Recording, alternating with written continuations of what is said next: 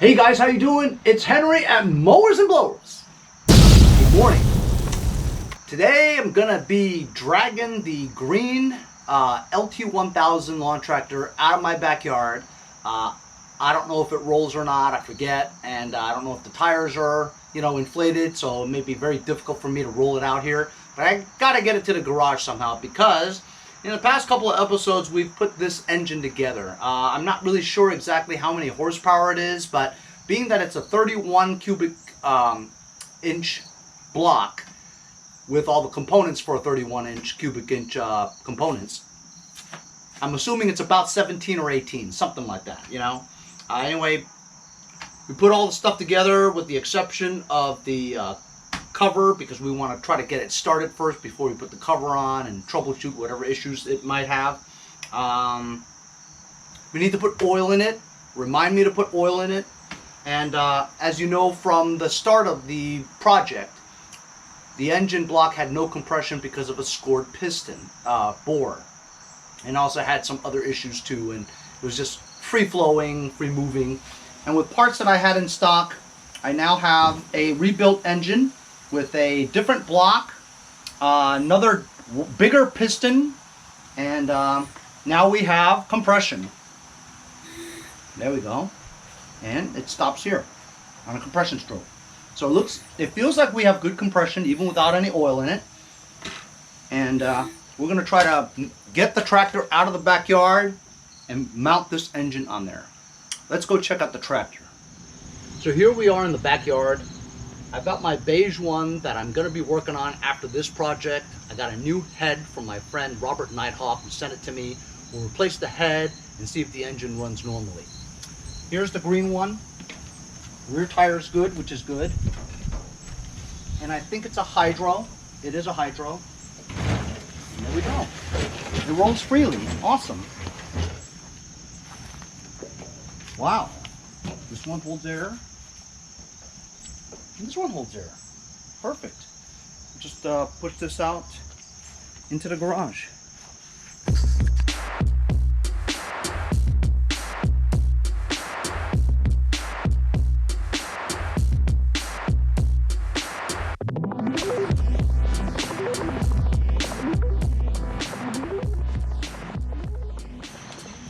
As you can see, we got it into the garage. A little bit of an issue getting over the curb, but whatever. It rolls freely because, well, the thing is, I think the transmission's disengaged, and the lever that you use to disengage it is missing. So to re-engage this again, I'd have to manually do it with my hand by finding the lever that's attached to the lever that's missing and move it manually to engage it into the transmission. So I think that if we get the engine running and all that stuff, it's not going to move. And I'm going to have a problem trying to figure out how to get it to engage into the transmission again. So we'll get to that point when we get to it. In the meantime, you can see the hood is cracked and it needs a little either fabrication to get it back together again, or I have a few other hoods that we can see if it fits or not. But for the meantime, let's remove this broken hood. You can see the bottom here is all cracked up.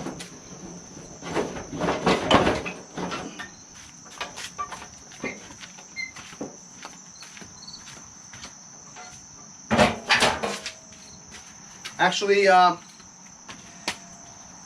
have an interview with a website called pissedconsumer.com.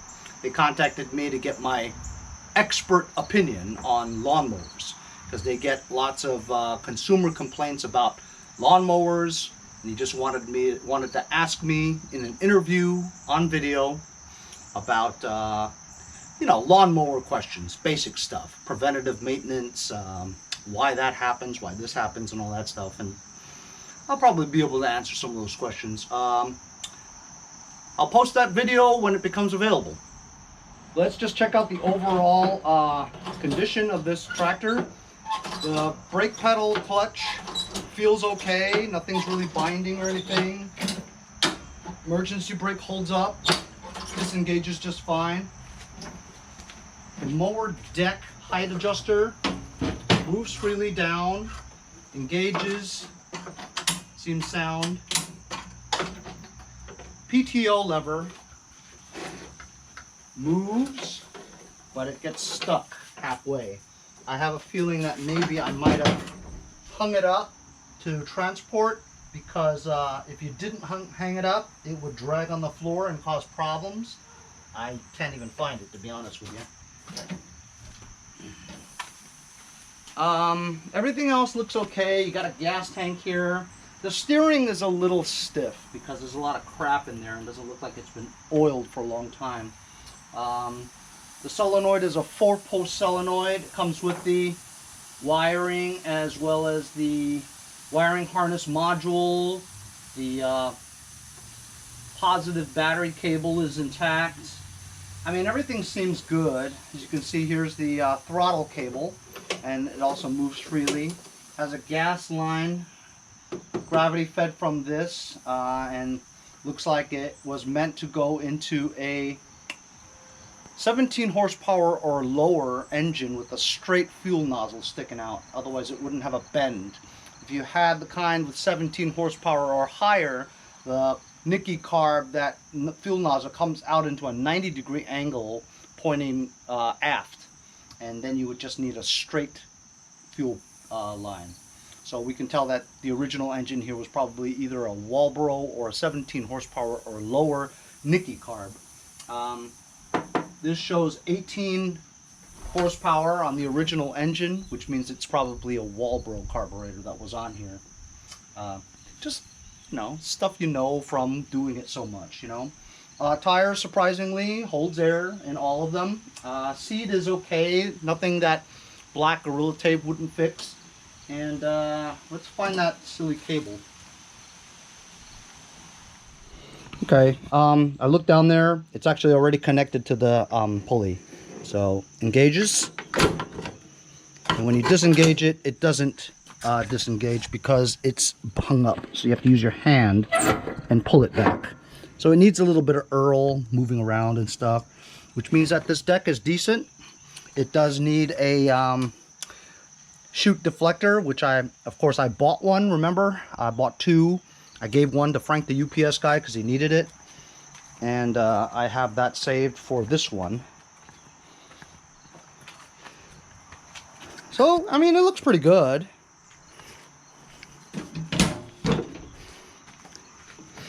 Both battery terminals are here. And according to this, for you enthusiasts, this is made in 03. 07, 01, 03. So the date of manufacture is 2003 model. It's not bad. And, oh, actually, this is a 6-speed. So never mind. That's why it rolls. And that's why the transmission disengage lever is not there, is because it's not a hydro as I thought. I don't know why I thought this was a hydro, but even better, 6-speed transmission. Okay, now we're gonna mount the engine.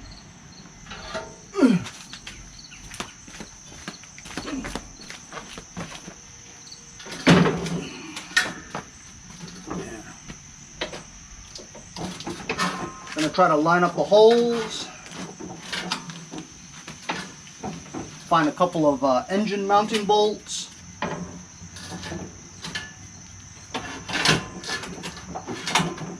And I could tell by the old pattern of the rust that the original engine was a single overhead valve Briggs engine, because it matches up perfectly to the existing holes with the rust on it.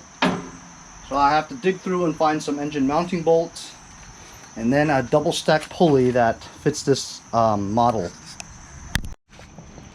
But first, we have to look at this engine and say, okay, well, you have the harness here, right, with the module on here. You have the stator wire coming from the stator. This thing connects onto your starter motor, right? But you don't have a connector for this, so gonna have to find a connector for it. I've got my case of wire gobbity-gop spaghetti, and I actually have 1, 2, I might even have 3 of these wiring harnesses to the engine. So as you can see, these are identical. They both look the same.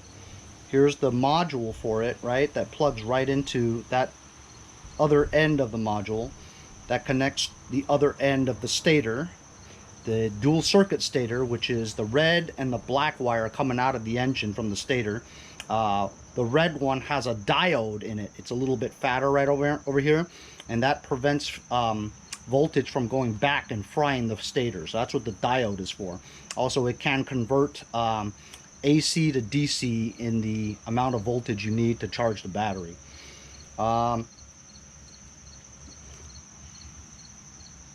The other wire, the black one, is to the magneto kill and ground. So this goes to the magneto there, right? The other wire is a switched 12 volt current that usually goes to the fuel solenoid. As you know, I grinded the valve out, so we won't be using this. You could probably use this for lights if you wanted to, and this connects to the engine block for ground. So that just lets you know exactly what these wires do. The reason why I know all this is because I've done it about 1,000,000 times. So like I said, this module connects directly to this one because they're both Briggs, right? It could only go in one way, and that clicks in perfectly just like that. This one here goes to the stator, and you can only put it in one way. That goes in perfectly just like that, although this feels a little hinky. Like this could just break, you know what I mean? So I might have stator problems, but I have extra. Like I said, this one should go to the other end to where the carburetor is. This connects to the fuel solenoid. This connects to the engine block on that other side, but we won't use that. This black wire here we will use, and this goes to the magneto. Usually it's tucked underneath the starter over here, through the panels here, and underneath this magneto is a little tab. And hello, where be the tab at? Oh, there it is. It's on the side here. You just connect the, yeah, it's easy. Yeah. And there we go. The wiring is connected. All I have to do is now mount the engine bolts onto the engine so that the engine is fastened onto the frame, and then connect this to our starter motor, which has a 7/16 nut onto the stem. We place it on here. Obviously we need to go and put a new battery in here.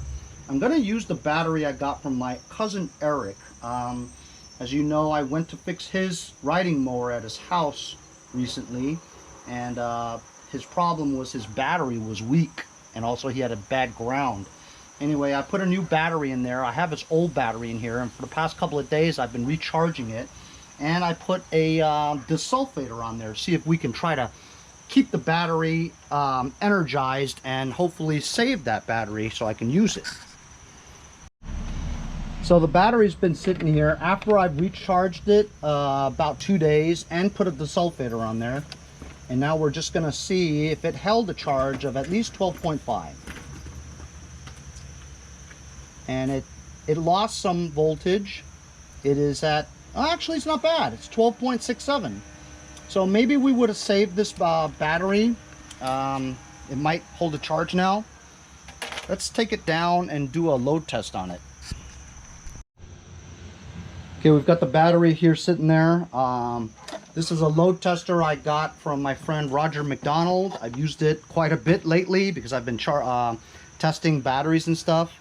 And this is kind of upside down, but so right now on the surface it says 12 volts, right? We're going to do a load test and see if it lands stays in the okay or the green area and not the bad or weak area. So here's a load test. It's going to smoke here. People say that it's normal for a new thing because it's lubricated on the coils. So look, it looks, actually it's in the weak area right now for a load. But you know what? We'll try it anyway, see if it'll work to start this engine. Okay, so the battery's mounted, and I use the existing wing nut type thing and tighten it with a wrench. It's pretty solid on here, you know. Good sign is when you connect it, nothing's smoking or shorting. You know, we're tightening the 7/16 nut onto the starter. With this, you need one of those really thin or grinded down ones to get the inner one to hold it so that you don't turn it and turn the inner bolt too. You have to hold it in place so that it doesn't turn, otherwise it'll pull the wires out of the brushes, and then you'll have a broken starter. So now that's connected. Let's see if it cranks. Oh shoot, there's no key. I have to go find a key. Got a key. I have the brake on and it's locked. Let's see if it at least crank. The engine is not mounted. Nothing. Nothing. Nothing. And not even a click. Nothing.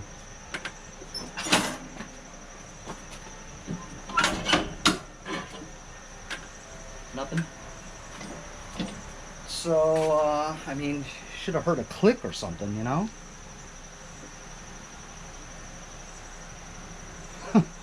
Wonder what that is. Let's check the fuse.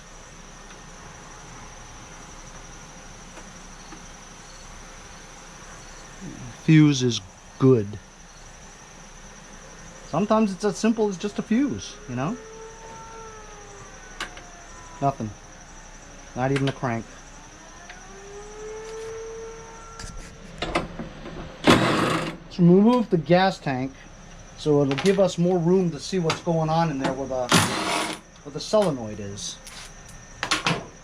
It's very easy to remove. And we have no gas in it anyway. So there you have it. That's what it looks like down there. Solenoid is mounted upside down. Got positive going here. The white wire is the trigger wire to the tab. Black one is the ground. The red wire is connected to the starter. This one here is connected straight to the battery.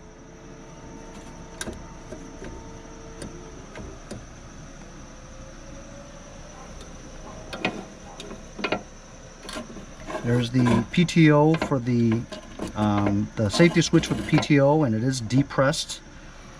This, I don't know what this is. I don't recall, but this is a safety switch thing. This is connected to a safety switch, and it's not connected.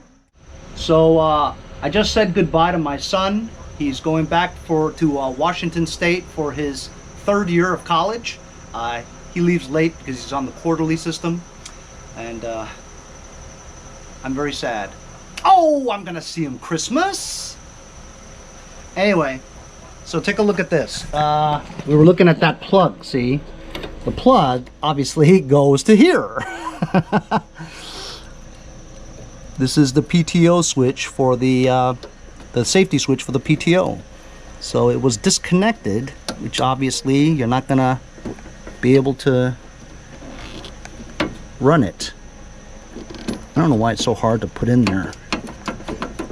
So I'll have to connect this and see if it cranks. All right, so I plugged it in. Let's just give it a try.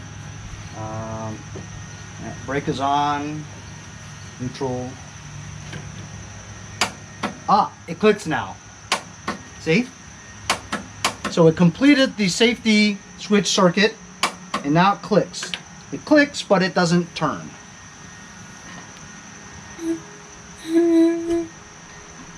This engine has compression now.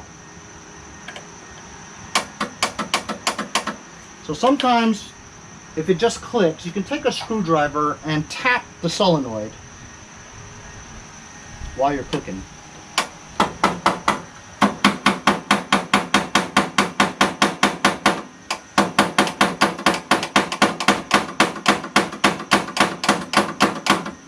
So that's not it. Then you could also jump the solenoid by putting a screwdriver or a wrench between the two contacts and see if it starts that way. I'm going to try and see if it cranks. Ready?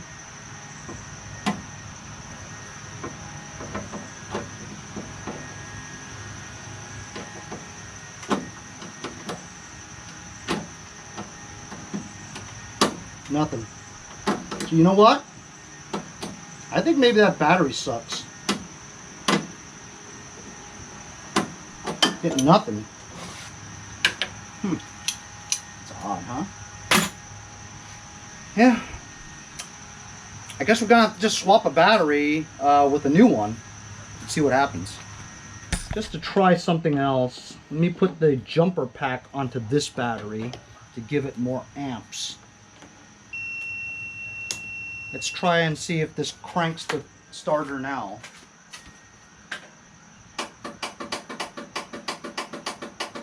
Nope. I'm going to try again, put this on here.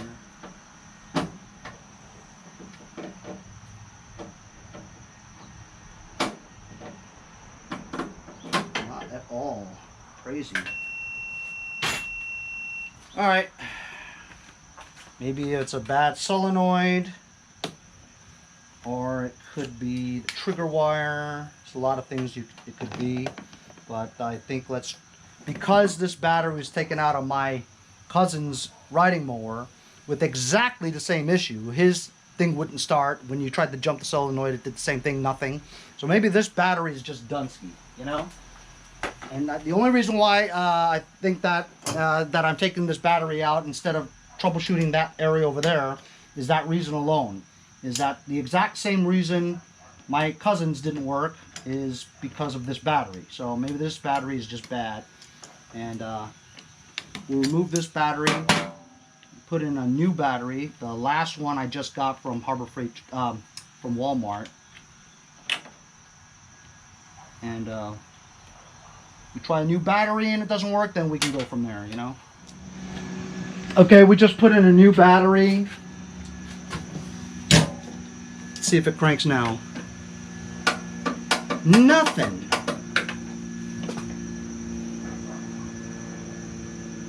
Hey. So the starter needs to be grounded, right? Because it only has a positive 12-volt current going to the starter, and the ground is supposed to be the engine. Well, the engine has to be grounded to the frame. And what did I not do? That's right, I didn't put in the engine mounting bolts that creates the ground. Maybe that's it. I have to find some engine mounting bolts and secure the engine to the frame to create the ground. So maybe Eric's battery was good?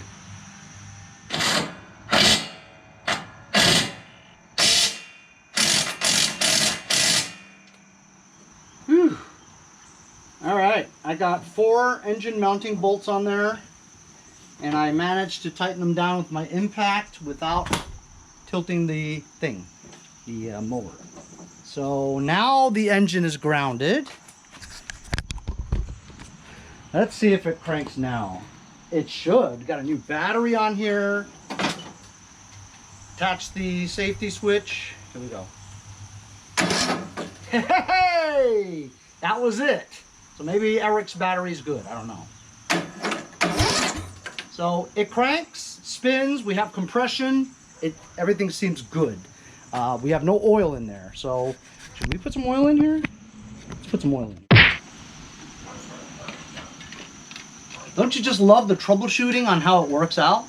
So Briggs single cylinder takes about 1.3 quarts. I'm putting some of SAE 30 plus conventional motor oil from my friends over at Lucas Oil Products.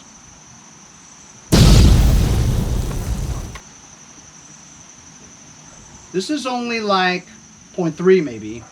So I'm just gonna dump the whole thing in there. Here's a brand new quart, so we got 0.3 in here already. And we'll just, technically you could just throw the whole thing in there, but I just want to be safe and I'll pour like most of it in there. Because that might have been more than 0.3 in that other one. But if you could just get 1 full quart in there, it'll be good for testing, and then we can check the levels as the oil settles. This engine does not have an oil filter, so we don't have to worry about the excess that's in there. That's like almost all of it, but there's still some left. Maybe 6.2 left in here, so that ought to be good. I don't know, could this be so easy as to just go ahead and put gas in here and try it, and hopefully it'll start up? I don't recall it being this easy for me before. Oh, I just jinxed it now, I know it. Wow, and the gas tank is clean too. So I guess I'm gonna have to. All the signs are telling me to just put gas in and see. Because this is the curved nozzle going backwards, and of course we didn't clean this carburetor, it just seemed to be good.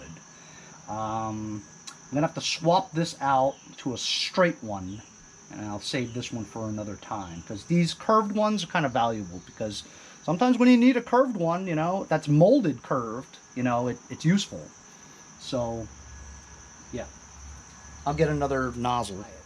Anyway, that's my part 4 of my LT1000 repower project with a rebuilt Henry engine. See you guys next time on Mowers and Blowers.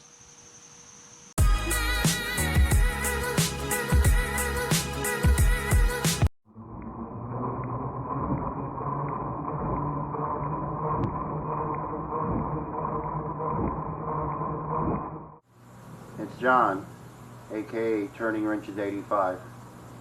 We'll see you guys next time on Mowers and Blowers.